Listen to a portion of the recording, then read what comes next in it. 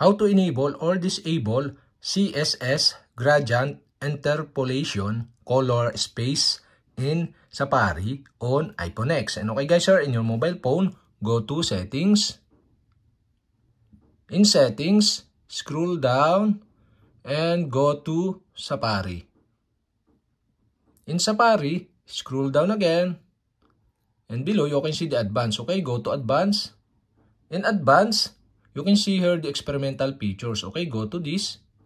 In experimental features, scroll down again. And okay guys, here you can see the CSS gradient interpolation color space.